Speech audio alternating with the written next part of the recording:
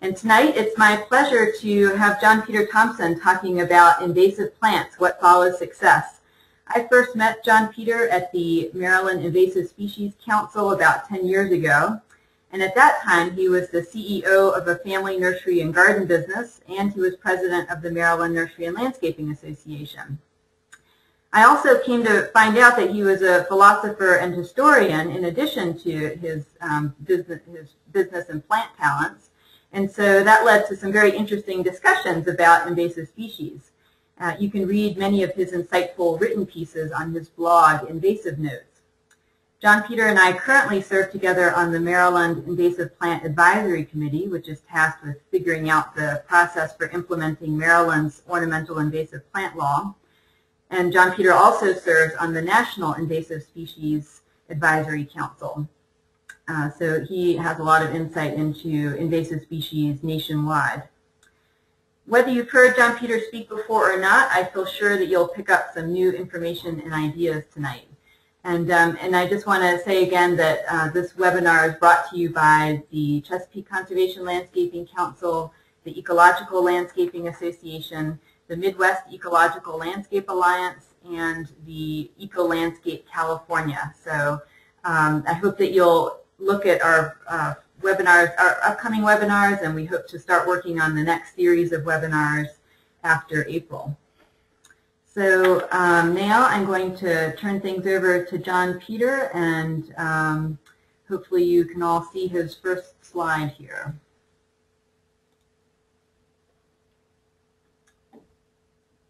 Okay, Sylvan, hi. Am I live? You are live. Well, thank you very much for the introduction, and yes, I can see the slide, and I'm just checking, are we doing the I say next and the slide will magically advance? That is my hope, yes. And also I forgot to mention that if anyone has any questions, please go ahead and type those into your question box, and I will interrupt Jon Peter to ask your question.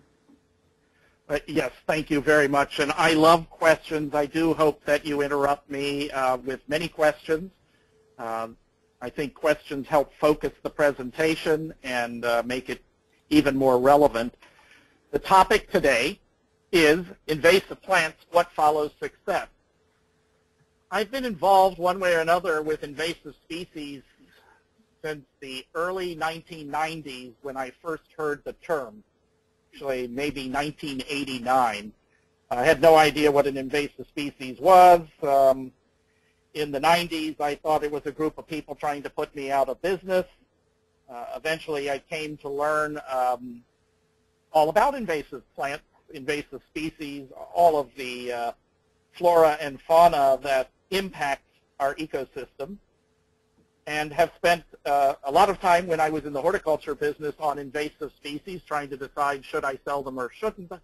And in 2008, left the world of horticulture directly and became a speaker, consultant, writer on invasive species issues, the intersection of invasive species with agriculture, horticulture, land development, and ecosystems.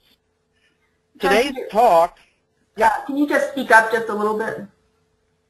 I sure can. How's that? Is that any better? Possibly. I can hear you fine. There was just one person who asked if you could speak up. Okay, let me know. We'll see what we can do. Today's talk is, if successful, if the talk is successful, you're going to say, well, I already knew all of that. The secret here of what follows success is actually listening to your inner voice and following common sense. The problem with invasive species is that all of the issues, all of the challenges, and all of the problems, like politics, are local. So I'm going to be light on specific solutions and specific problems that may affect you directly, and I'm going to be presenting large concepts that are applicable whether we're talking about a desert or Mediterranean climate, the polar regions, semi-tropics, Florida, East Coast, Europe. These are high-level constraints, concepts that you can use in any ecosystem or landscape. And with that, let's go to the next slide. That's Sylvan's clue to hit next.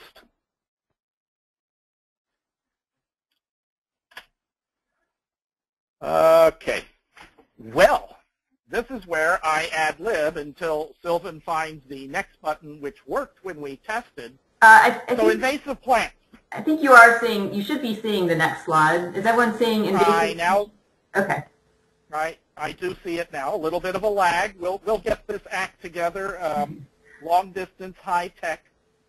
I want to take the first part of this talk to review. Now, some of you may know what an invasive species is and say, why am I doing this? But I don't know who's in the audience, and so I really want to start from the beginning. And the beginning is invasive species are everywhere. They're even in Antarctica today. Invasive species, in some sense, are the companion species of Homo sapiens. As mankind has expanded his domain, certain species have co-evolved with him, migrated with him, moved with him. That means they're everywhere. There is no place where there are no invasive species. This is an important concept because sometimes we think, and I'm going to show you an example, I have a pristine wilderness. I can take care of this. I'll just keep everything out. Well, the fact is, here in the continental lower 48, we have so fragmented the landscape that about 5% of the landscape is quote unquote natural area, and it's so fragmented it's almost impossible to keep invasive species out. And even worse, if we're talking about plants, seed banks can be hidden waiting for disturbance and you wouldn't know it. So invasive species are everywhere. I don't have to tell you that invasive species are not just plants. When I was in the nursery business and first heard this term, I kind of resented the fact that everybody was going after what I sold. And I said, gee, there are large snakes, and then the pet industry got excited, and I pointed out that there are diseases, and nobody got excited. Everybody's ready to get rid of diseases. Invasive species are in our water, fresh water, ocean water. There's an interesting dynamic when we're talking about invasive species. Some of them are charismatic, and they get all the attention, and most of them, except for subject matter experts, nobody knows they even exist. Next slide. I see. So there's a time lag, and I'll learn to deal with that. Invasive species, contrary to some textbooks that I've seen lately, are not new. In fact, Aristotle's student, Theophrastus, the first botanist, in one of his papers, wrote about the strange occurrence from time to time of unknown plants showing up in a field. And what he asked, the question he asked is, how is this possible that you can have a field and all of a sudden a plant that you don't know about shows up? An invader, of course he's not writing in English, he's writing in Greek. He never answered the question. Invasive species, well, some of our most favorite invasive species were well-known. Well-known to the Romans. Marco Polo knew all about kudzu. And bringing it a little closer, we've been trying to deal with invasive species for a long time in this country. We've been trying to ban barberry, for instance, in 1726 in New England. The Hessian fly, which is a pest that you may or may not know about of wheat. It's the species that gave the terminology invasive. American farmers in the Hudson Valley saw their wheat crops decline. They figured out it was a little fly, and in order to get early detection and rapid response going, they issued broadsheets and asked people to look for the invading fly, the fly that invaded, just like the Hessian soldiers, bringing destruction to the homestead.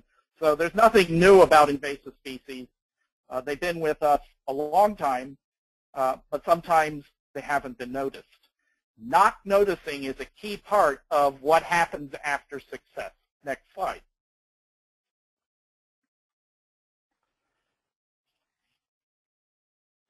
Okay, so he said ad-libbing while the next slide maybe comes up. The whole idea is getting rid of an invasive species. What happens next? So you go in with volunteers or paid staff, and as we wait for the next slide, Sylvan, there we go, we spend a lot of time, a huge amount of manpower, resource, and knowledge to remove invasive species, usually well past the point of doing this in an easy fashion. So everybody, I shouldn't say that because I don't know how many of you have ever had the pleasure and experience of being out in a weed pull in a natural area. So let me rephrase that. Most of the time, we don't get excited about the impact of invasive species until it's a really, really big problem. And then the plan is to focus as much resource, cost, labor, equipment, knowledge as possible to eradicate, if possible, which is usually not, or to control or to push the invasive species into what we call the background. That's the work that is being done on the front line in natural areas. Land managers are faced with a particular species or maybe a couple plants that have begun to overtake the land that they are responsible for. And at the point that a decision is made to expend resources, the problem is so big that it's almost impossible to control. The key here is the majority of planning at this point, traditionally in the last 20 years, has been how to control the primary species. All of the thinking, all of the planning, and most of the resources are put into that fundamental primary initial problem. If you are here in the southeast and you are a land manager, you maybe are fighting Japanese fieldgrass, or maybe golden bamboo, kudzu, of course, the poster child. And so you're planning your direction to your staff, to your volunteers, to the stakeholders are, what are we going to do? You are checking out all of the possibilities, and there's one thing you're not doing. Let's try the next slide. And it is this one thing that intuitively you should be asking, but you probably aren't, that is going to get you into trouble as we wait for the next slide. The focus, this placing so much resource on the initial problem, leaves some common sense that I assume all of you know once I mention it, that as you remove the primary invader, one, the act of removal is a disturbance action, as we wait for the next slide, and two, there is a void left. The act of success leaves an empty space in the ecosystem or the natural complex system. That empty space is an invitation for a new invader. Next slide, Sylvan. Let's see if we can, maybe I can anticipate next. And so, Jon Peter, currently I'm on the pathways and disturbance slide. Can you see that? No, I'm on the huge efforts. Why do we care? Oops, whoops, let's go back to why do we care. Okay. Little bit of ad-libbing. So you're getting a taste of what's coming. Now that's interesting. Now it's in real time. All right.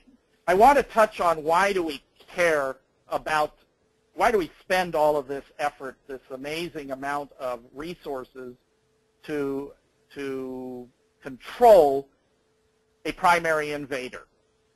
This is the U.S. National Executive Order. I want to point out that the executive order talks about alien species. Okay, that means non-native.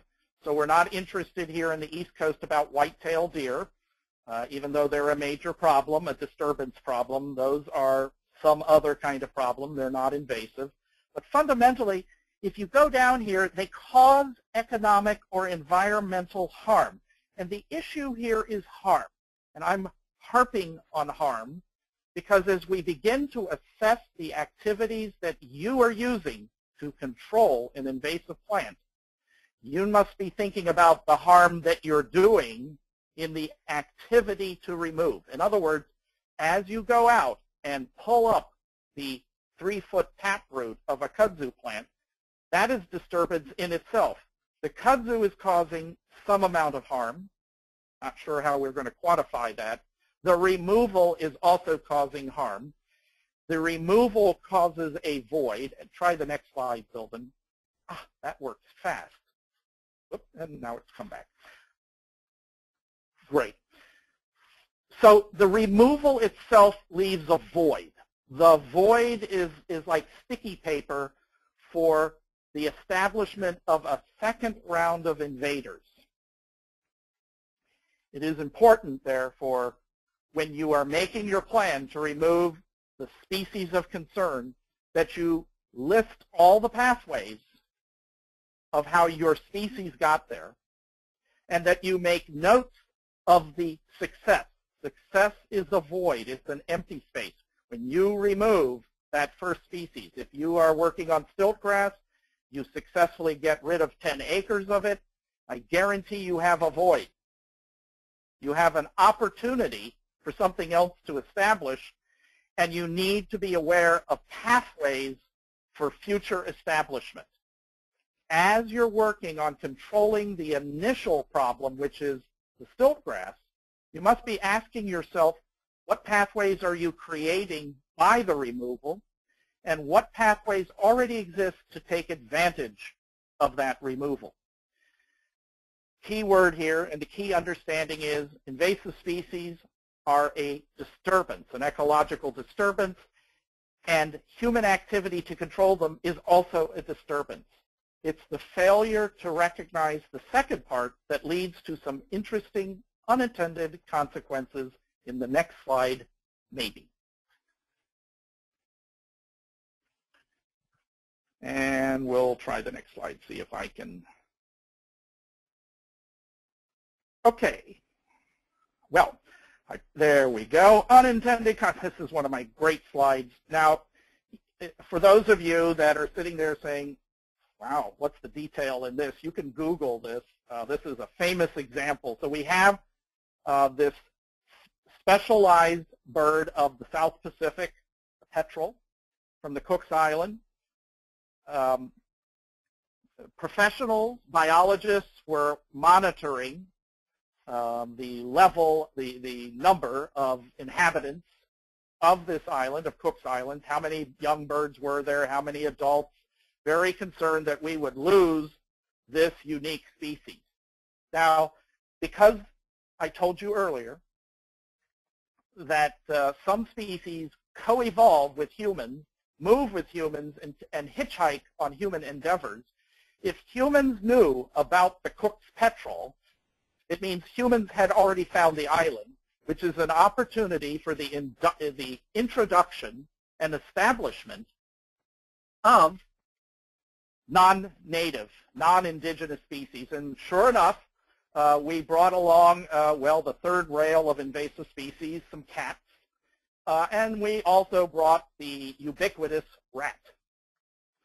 Okay, I don't think, even if you haven't Googled this while I'm talking, you can figure out the first part. The cats were blamed for the decline in the native bird. That makes sense. Cat, bird, okay. So here comes the plan, right? What's the primary, visible, highly aggressive, everybody grows up knowing the evil cat is going to go get the bird. A program that successfully eradicated, I'm sure they eradicated the cat. Not going into the means at the moment. They had a plan. It worked. And then the population of the petrel plummeted.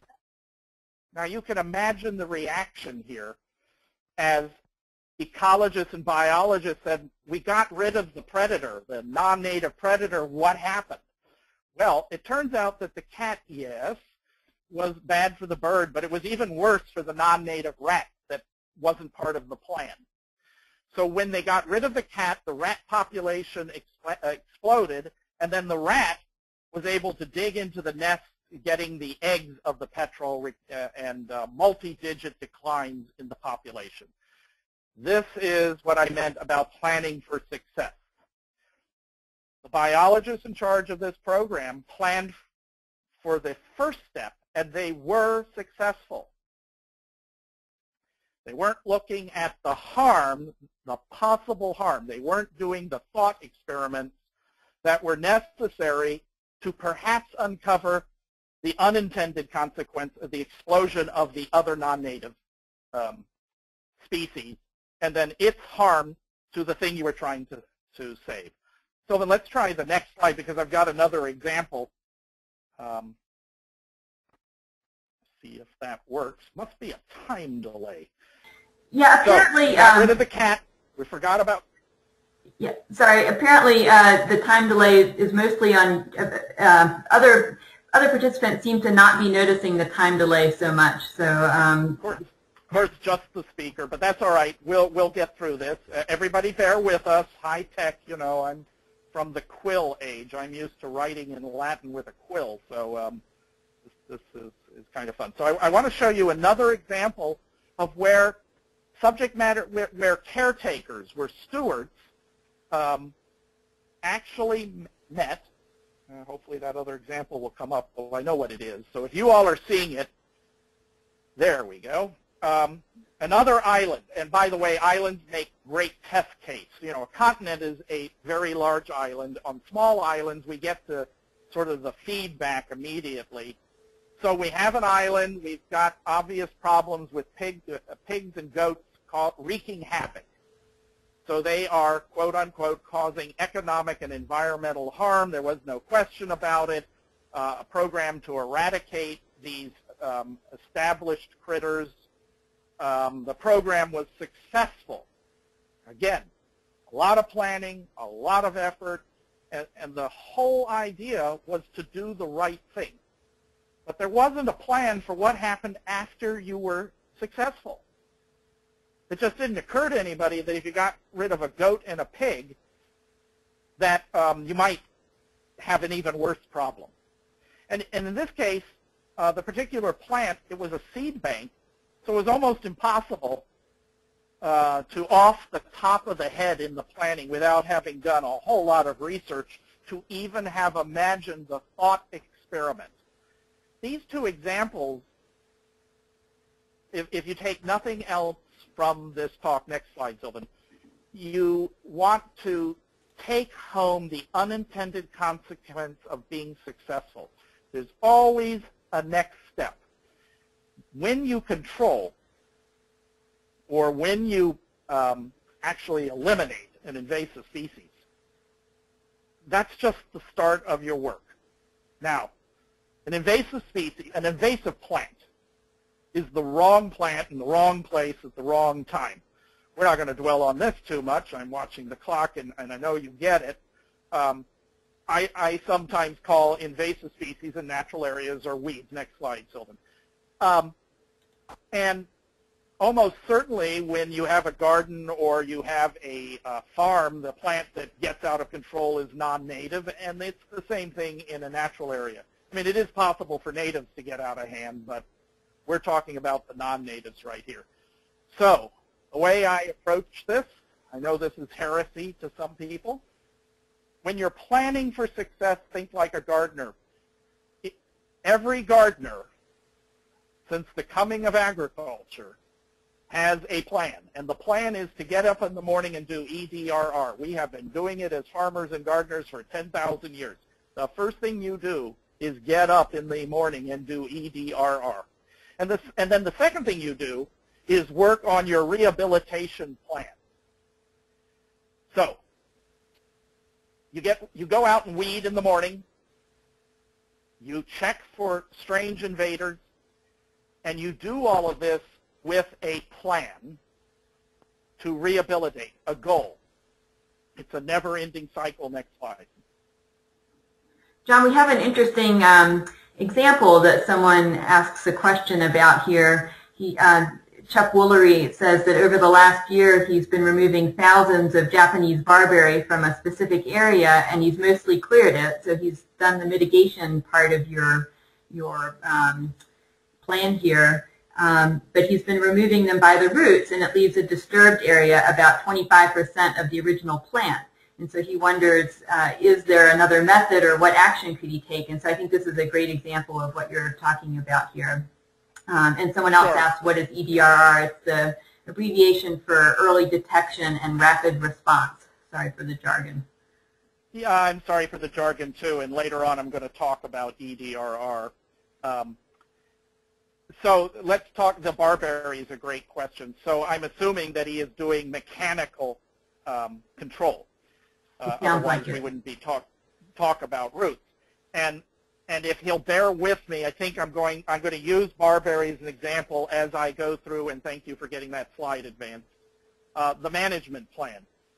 So we're going to use barberry as an example as I go into these details. So just bear with me. That's a great question, and I'm going to use it. So when you're putting your management plan, your control plan together, which of course is a reaction to a huge problem or a growing problem. That's why you're involved and you're getting your team together. Includes prevention, because you would have hoped to have not had it, or once you get rid of species X, the barberry, you're going to have a plan to make sure you never have to fight this plan again. You are going to do, you're going to go scouting. Early detection is scouting. You're going to have some program to make sure that that plant never gets back in, so that you never have to do that. And I'm suggesting that you're not only going to scout for the old invader, but based on assessments, you're going to begin scouting for likely new invaders. You are going to respond by pulling out these new invaders and old seedlings as fast as possible, because you don't want to get into the same condition again. And you're going to do this by certain control and management techniques, which we're going to talk about in the next slide. And then, of course, your ecologists will have designed the plant palette and aggregation of species that you're trying to encourage, preserve, enhance, or save. Next slide. So keep that barberry question in mind, and let's see if my computer will let her go to the next. So you all are looking at the next. There we go. I think these questions are important, and originally I was going to sort of go over them in detail, but there's so much I want to cover, and I realize all of a sudden that there's never enough time. Of these basic questions, the first two are really, really important. I know that the first question seems obvious, but you really have to, when you get your team together, make sure that everybody defines what you're doing the same way. I have seen this be a problem moving forward so many times. So you got to ask the team, what is it doing, and everybody agree on the definition of every word. And the second one, and I put this up, I know it's obvious, you need to be in compliance with government rules. The first reason is you don't want your funding yanked, and you don't want to go to subset of that to jail. But a lot of the government regulations are to help exactly what I'm talking about. You go in and you remove the invasive plant, roots, leaves, cuttings, seeds, you put it in an open truck and you go driving down the road. That's a new pathway and a new introduction. And some locations, some public entities may have rules about covering the truck or burying on site. You need to know those rules. They can be a hassle, but they sure can go a long way to help you be successful in the next step. I know this is going to be back up online, and you'll be able to get these other questions. I think there's stuff I want to cover, so let's do the next slide. Okay, assessment is key, and if you go to the right column, you will notice that knowledge is extremely important, and I want to focus on you really need to know the plants. You need to know not just how to identify them. I mean, that's of primary importance. We have a little miserable invader here in Maryland called Oplomenus. It's wavy leaf basket grass. It eats stiltgrass for breakfast. And we've heard stories south of us where people are alarmed because we have wavy leaf basket grass, and they see it south of us in other states, and they want to go do early detection. They saw it, rapid response, pull it out, except they're pulling out the native one. So when I say identification, I really mean you need to be able to physically know what you're doing, but it's more than just the form of the plant. You need to know what soil types, light conditions, water needs, nutrient needs. You need to know the entire cycle. You need to know annual, perennial, and you need to know it for your invaders, and you need to know it for the plants that you want to save. That is so important. Taxonomy, that horrible science that I love, my favorite science. You need access to taxonomy. You need access to the physiology of the plant, the botany of the plant, and more importantly, also, you need to know about the insects and animal life and possible diseases, both the diseases that belong there and possible new diseases. This is a lot of knowledge that sometimes we skip because I'm saying you need to know it for more than the primary plant. So in the case of barberry, you need to know all the various barberries. You need to know where barberry likes. Now, it sounds like you know where it likes just about anything in the shade tree. But you need to know the likes and needs of your, not only the flora you want to save, but the fauna. How does the barberry interact with deer? And it's not just the deer. How does it interact with deer ticks? You know, their problems just multiply, and you really need to know that in the assessment. Jon Peter, are there particular resources, like, you know, central resources that you like to go to find information like that?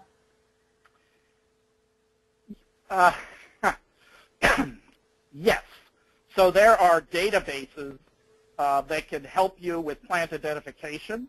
I like to use local herbaria and local plant university libraries. Some of my favorite databases for just getting an understanding of the plant. Gee, there's so many of them now. For the invaders, I use the Forest Service has a good invaders research. I mean, Sylvan, help me out here. Bugwood? Are you thinking about bugwood? Well, I'm thinking about bugwood too, and the Forest Service data sheets in depth. Oh yeah, the Forest Service. And you can get them through Bugwood. Bugwood is a great site. In fact, that's usually the first site I go through. It's so good, I forgot all about that. If you don't know Bugwood and the University of Georgia, that's a great portal to get you this kind of information on the invaders. Now on the natives, things get a little more complicated because you really need to be looking for local resource for the native plants. But Bugwood has been reaching out. It's very good east of the Mississippi, and they are really working to move west to incorporate local information in detail, from photographs to scientific papers to bibliographies, and to control and management techniques. That's a great site. Thanks, Sylvan. Let's do the next slide.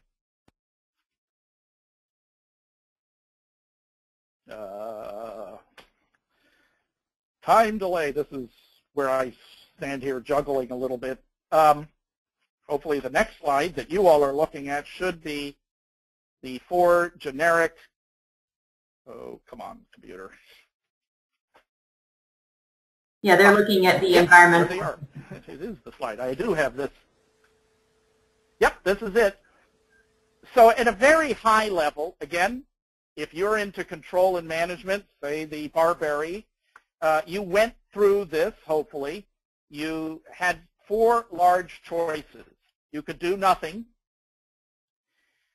Sounds like you chose the abiotic, the mechanical or cultural process, that is, go in and do it the old-fashioned way with either your bare hands, which would have been interesting with barberry, or a spading fork or some kind of tool. So you chose mechanical, But there are two other possibilities.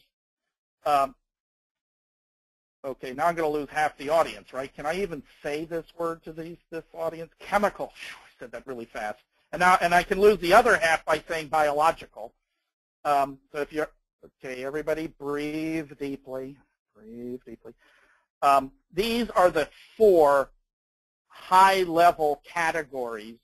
And when you are approaching the removal, control, or management of an invasive species, you're going to use one of these, or better, some combination of these, to be successful. If you are not thinking about the impact of each one of these after you remove the barberry, for instance, he's now got this open space, and asking yourself, would there be a better way within the guidelines and limits? And why do I say that? You can go to the next slide. Because sometimes, for instance, you're just not allowed to use the chemical. It could be because you're too close to water. It could be because the stakeholders don't want any part of it. Biologic control, we're going to talk about that in a minute. The barberry open space is a problem. This sort of means that you need to be thinking in terms of your timing for removal. My guess is you're probably removing in the winter because it's easier to see everything else and you get less poison ivy. The question I would be asking is there a way of doing a rehabilitation in place as you remove? In horticulture, we'd say a seeding over. You know, we do trenching or something in a landscape, and then we use usually an annual seed to cover the wound until we can put in the plants we want. This is the assessment part. If you're going to use mechanical, you can't, because of policy, use anything else, and no action isn't a possibility. Then you need to be asking yourself, if I'm going to have a 20% disturbed area, is there a timing, a cultural part of the mechanical control that I could use such that perhaps I could reseed with a native seed mix at the right time so the seed mix will cover the wound until such time as the plants I want can move back in. Now, no action is an action. Now, sometimes, if you're dealing with a rare and invasive species and you've got it's a full growing season and you've got a non-native creeping in with meshy roots, it may be the wrong action to go in mechanically and yank the plant out because you could wind up killing your trillium while you're doing that. You may choose no action. Well, I hate to say this, but because the resources are better used in another place. You could have everything covered with kudzu and decide that you could save, you could go after beech vitex 100 miles away because, well, you just can't take the kudzu on. That's an example of maybe no action is the best thing because of limited resources. Next slide.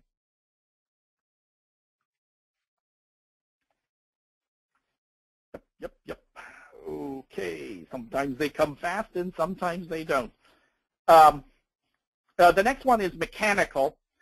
So we've talked about this a little bit. Mechanical is the default for citizen scientists and a lot of community activists who are so worried about our seeming dependence on chemical and our use of chemicals not following labels and our dependency on chemicals and our water supply. Hopefully you all are looking at the mechanical page. I'm not. Chemicals. Mechanics is up. Mechanical and just, okay, that's good because I'm not seeing it, but there we go. All right.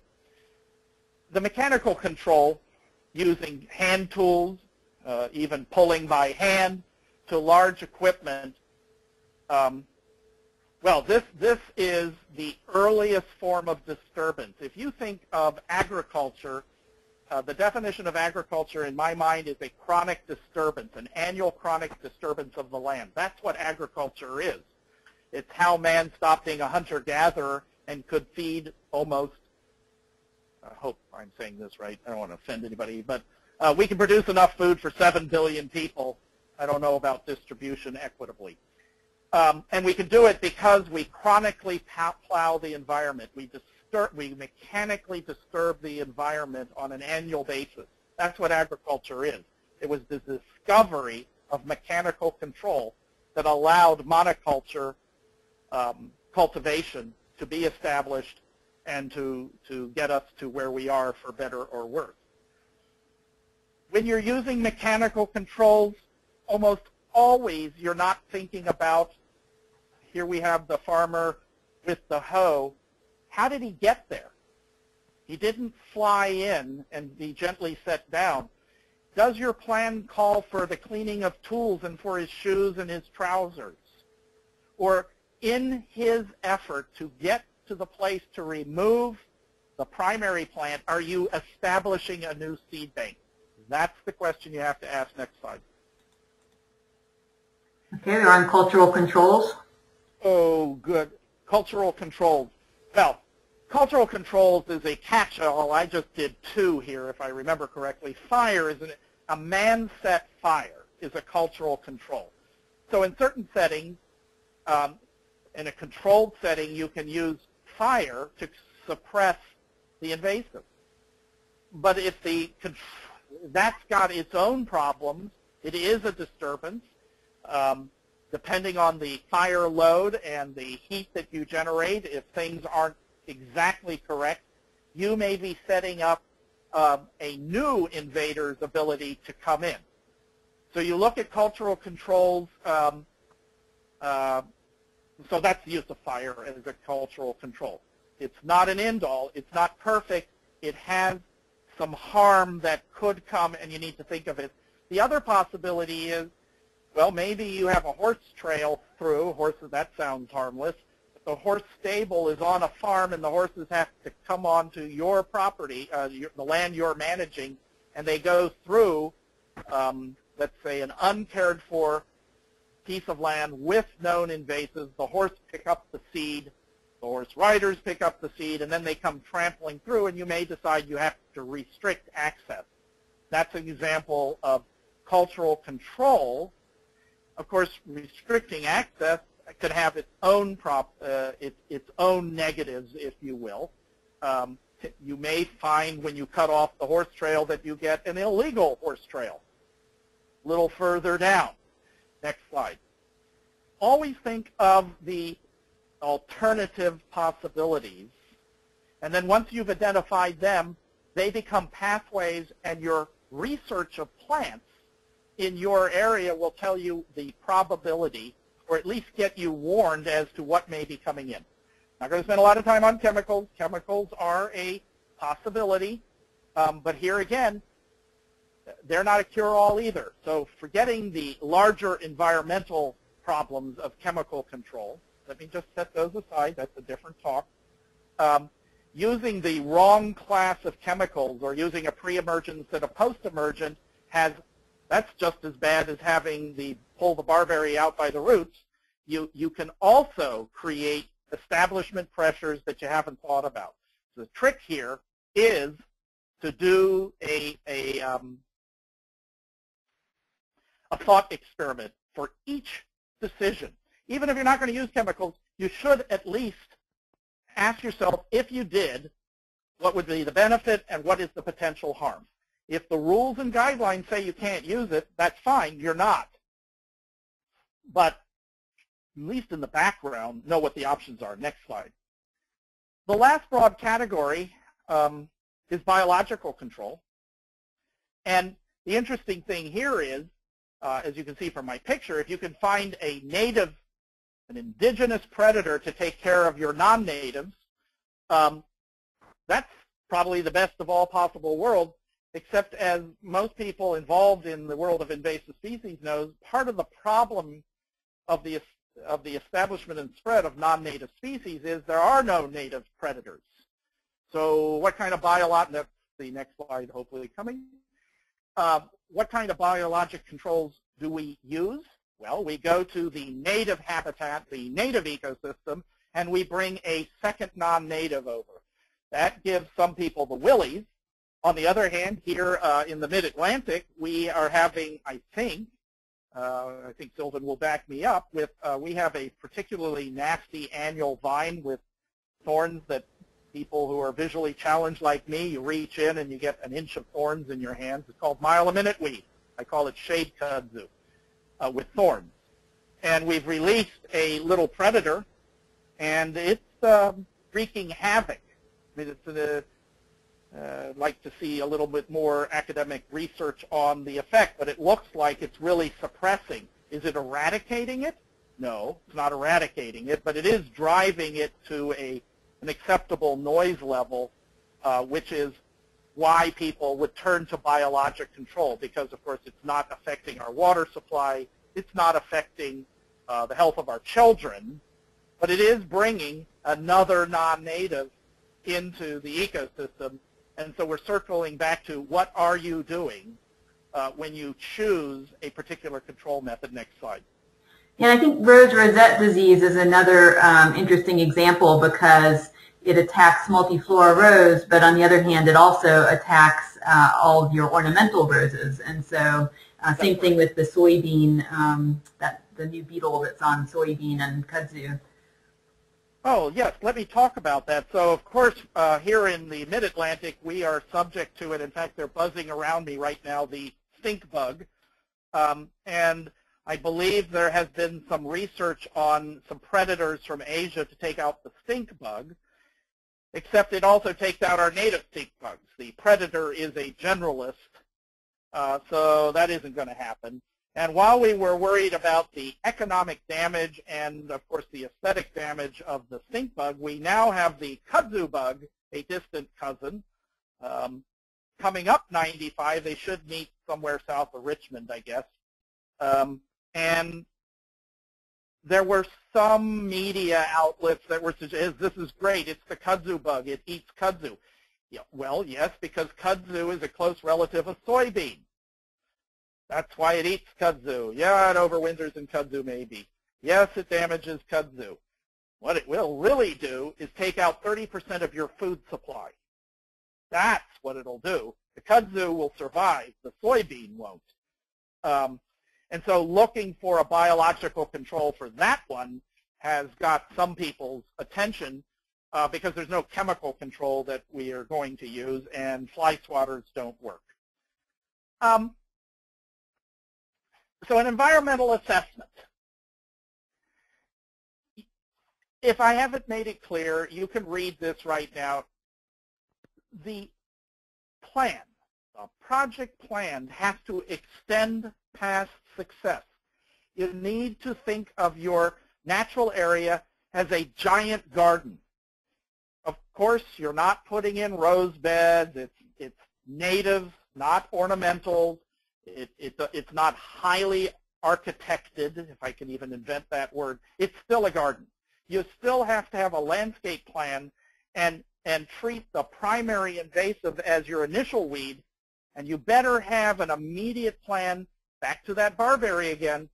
What kind of living native Band-Aid can you put down, and at what time would it take root at the best that your ecologists say would fit into the scheme of what you're trying to do?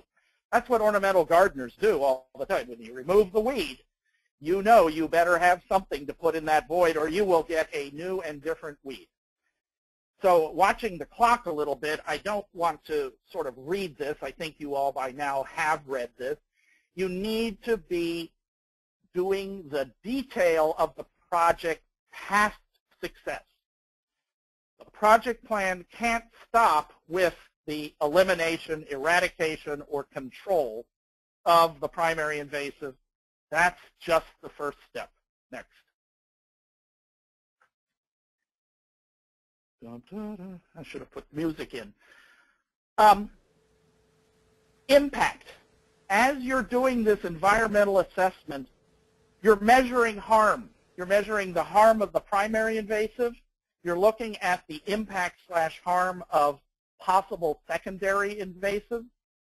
You are looking at the harm and impact of your management or not management. There are a multitude of charts available and spreadsheets which you can design or find online that really get sophisticated. I think by now you should get the understanding that while those tools are great and at a very large level may be worth taking a look at, this talk has been about using a little bit of making sure that common sense is part of your initial plan. Next slide. I know. Next time we'll put a little music in. See, you guys can't see me doing the song and dance here. Common sense. Getting past success. You should, I have seen projects where after they have controlled or even eradicated in a certain place, the funding and resources dry up, the volunteers go home. And let me remind people who haven't tried this before, the amount of time that volunteers have is not infinite. Just like the actual money in a budget isn't infinite, neither is volunteer time. It's really hard to keep volunteers around once you're successful. They all go home for beer and pizza, and then what? Which is why you have to have the plan. Next slide. This then is the common sense part of anticipating success and knowing that you have to have what comes next. There are some studies done at University of Delaware where they did the work on the release of the little bug, the predator, for mile a minute. Some of the graduate students and researchers there went back out when the invasive was suppressed and found that they were getting Japanese stiltgrass and other invaders. So there is some academic work out there supporting and showing what I'm saying, that once you're successful, you really need to have that rehabilitation plan that's looking at the disturbances. Now, our last chart here, and in our last few minutes together, this is not my chart, but I think it is well done.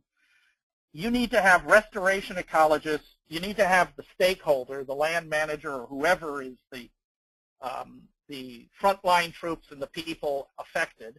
And you need invasion ecologists, and you need them all working together. Controlling invasive species in a large area, 1 acre, 10 acres, 100 acres, is not a one-person task. It is a multi-discipline approach. The more subject matter experts that you can have coming in, providing information to the stakeholder, the primary stakeholder, and the policy managers and the deciders, and having them at the table, makes for a more workable, a more functional plan. It is very hard to convince your funders that they need to stay with you after you're successful. So you got to front load the plan. And I can't stress that enough. I have watched people successfully eliminate a problem, and their policy manager says, great, and sends them off to a new place. And then you come back 3 years later and you have a new invader and it doesn't look like they were ever there. You must build in the thought experiments, the assessment of the harm. You must feed the rehabilitation plan with the invasive ecology information to the stakeholders, and the stakeholders have to be part of this planning process. The whole control and management of invasive species does not end when you're successful. It starts when you're successful. That's the take-home message, and that is the end of my presentation. Thank you so much. Thank you, Jon Peter. Just to go back to that barberry example, I think to give one last concrete example, so he was removing the plant manually, and the issue is that leaves bare spots. So the next step in that particular case might be to make sure that you have some sort of native plant cover that you can put down to reduce reinvasion. Whereas another way of possibly controlling barberry might be to use a flame weeder, where you burn the base of the barberry to kill it, without disturbing the soil. And of course, that's right. going to require a different next step. Somebody is agreeing with us. Yes, that's correct. We made the assumption that chemical control was not possible. Of course, applications of large barberries at the trunk level with certain chemicals, again, if policy says no, that isn't going to happen. And we don't happen to have a biologic control. Remember, New England has been, in my earlier slide, been trying to ban barberries. Now, they weren't going after the Japanese barberry. That wasn't introduced till the 19th century. But they were trying to ban them in the early 18th century, so they're still trying to get rid of it up there. When we look at that disturbance, that's sometimes why somebody might choose a chemical, or as you said, using heat. For me, that's a sort of mechanical cultural control. Means looking at the timing, look at potential harm, forest fire, and assessing that against that amount of risk and harm against preparing a seed mix with a forest ecologist or the proper person who knows the ecology of the area you're trying to control, and planting that mix to hold the line until the ecosystem itself can recover. Are there any other questions that people have? You can type in your question box if you've got other questions. I apologize about the dog. The UPS guy came unexpectedly. Oh, no, I thought we planned for that. Right. Jon Peter, do you have any final words then? No, you can reach me on Twitter, Invasive Notes, and you can reach me by my email, ipetrus, that's IPETRUS @msn.com. I love to talk about this subject, so feel free to send me an email, ping me on Twitter, and I look forward to working with all of you. And remember the Tree Surgeon General's warning, this species may be harmful to your environment. We do have one final question from Tony Bailey. Do you ever recommend eating invasives? And I know there was just on a couple listservs I was on, there was a link to eattheinvasives.org, I think, about that. So I've been involved in valuation of invasive species at a national level almost since the time I joined, was appointed to the National Invasive Species Council. So this is, again, a situation of assessing unintended consequences. On the one hand, it's sort of recycling and makes a lot of sense. So, yeah, I think that's a great idea. On the other hand, once you get enough people who want the kudzu brand flower, and it makes a great flower, now you have a marketable item, and how soon before some large commercial entity thinks it needs to plant kudzu? Yeah, that's an excellent point.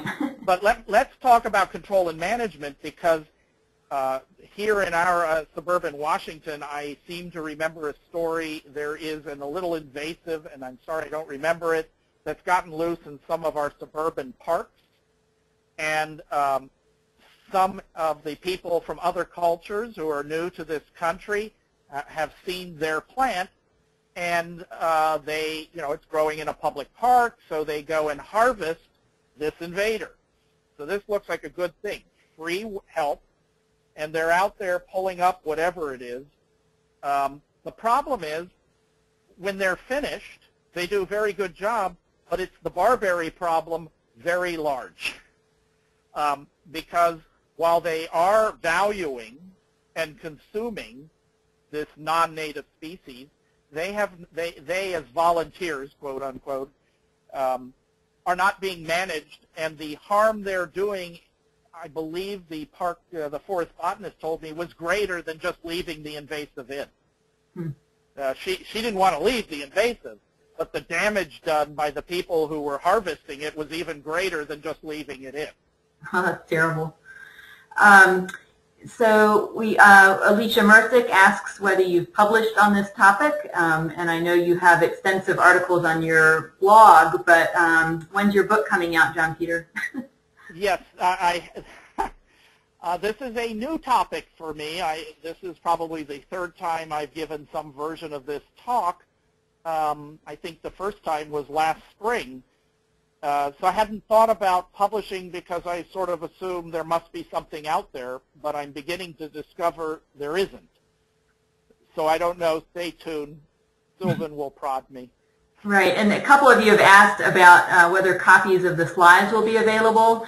And so we have been recording this presentation, and it will be available within a few weeks.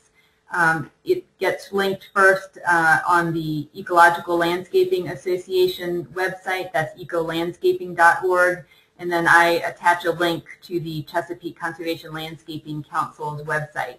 So both of those websites will have a recording of this available. Thank you all for joining us tonight, and I hope that you'll attend some of our future webinars. Great. Thanks, Sylvan. Thank you.